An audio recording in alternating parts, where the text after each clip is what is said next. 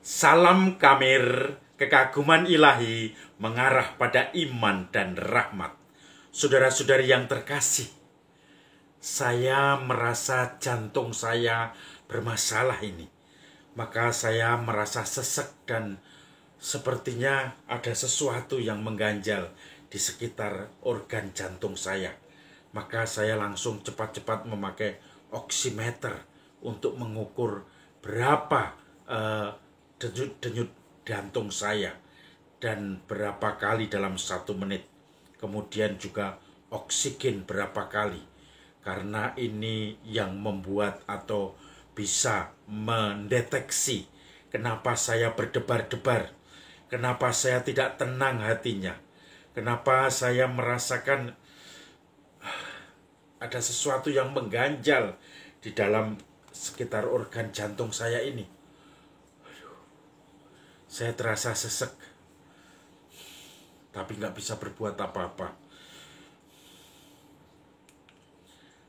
Saudara-saudari yang terkasih, Injil hari ini juga berbicara tentang Herodes yang berdebar-debar karena ada seorang tokoh yang terkenal, yang viral pada waktu itu dengan perbuatan-perbuatan besar, dengan menyembuhkan orang, membangkitkan orang mati, bahkan mengajar dengan banyak pengikut. Dia adalah Yesus. Lalu orang bertanya atau bahkan memberi kabar, dia itu Yohanes Pembaptis yang bangkit, dia itu Elia yang bangkit, dia itu salah seorang nabi yang bangkit. Lalu Herodes, tentu saja lain dengan Herodes yang ketika Yesus lahir.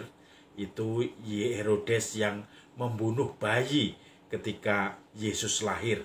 Tetapi ini Herodes anaknya yang menjadi raja, dan dia mendengarkan dengan hati yang gemetar dak-dikduk. Siapakah orang ini yang semuanya menjadi bahan pembicaraan, buah bibir di lingkungan umat warga, khususnya di Galilea? Karena Herodes adalah penguasa Galilea, yaitu Israel bagian utara.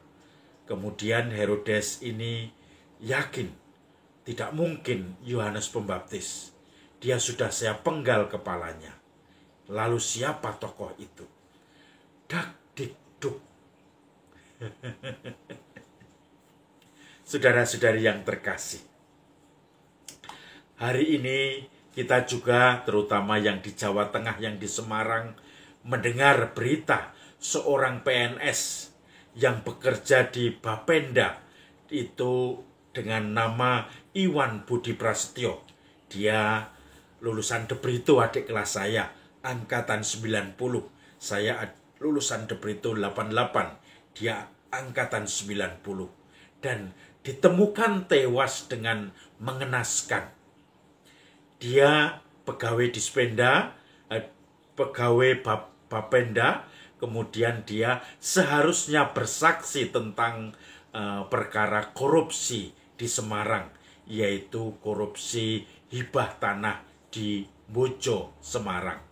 Rupanya dia yang harus bersaksi itu kemudian menghilang dan ditemukan dengan badan yang sudah terpisah dari kepalanya. Badannya pun dibakar dengan kendaraan dinasnya, motor dinasnya, plat merah. Kemudian sampai sekarang belum ditemukan kepalanya. Tetapi akhirnya ditemukan identitasnya karena di situ masih tersisa plat merah dari kendaraan dan juga name tag yang ada dipakai dia, yang bertuliskan Iwan Budi Prasetyo. Saudara-saudari yang terkasih, tentu saat ini orang yang membunuh, yang terlibat dengan pembunuhan Iwan Budi Prasetyo, hatinya juga dak-dikduk tidak tenang. Kalau kita berbuat jahat di hadapan Tuhan, kita pun juga akan mempunyai hati seperti Herodes, tidak tenang.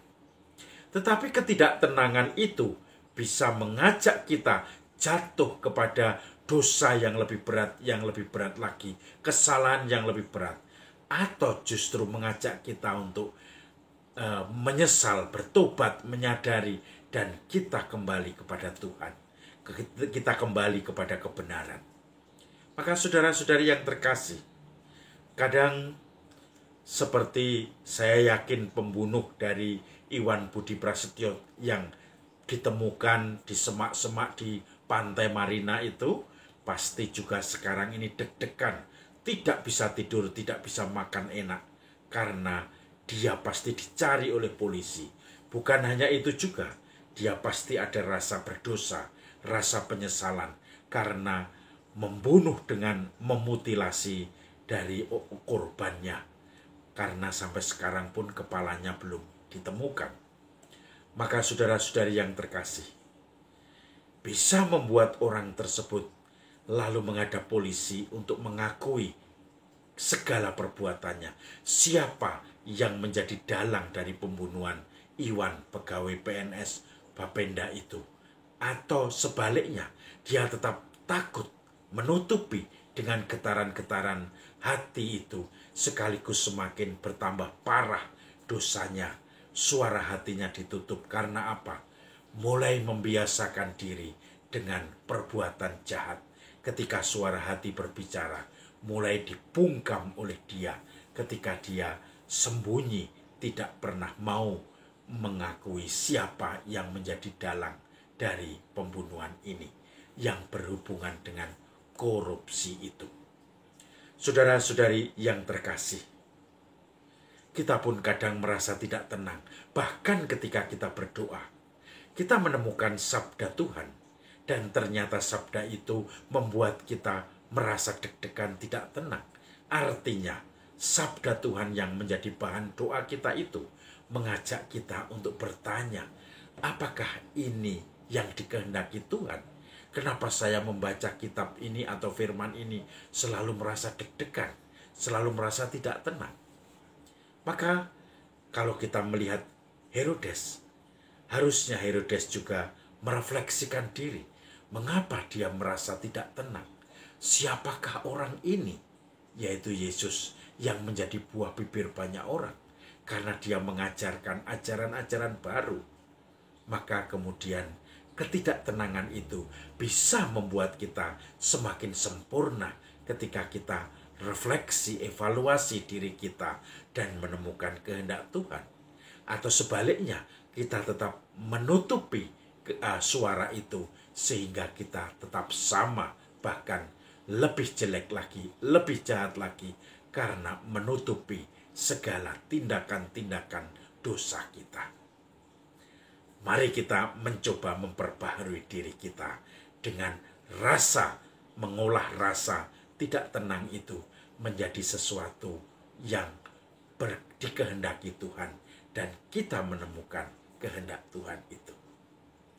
Salam Kamir, kekaguman ilahi mengarah pada iman dan rahmat.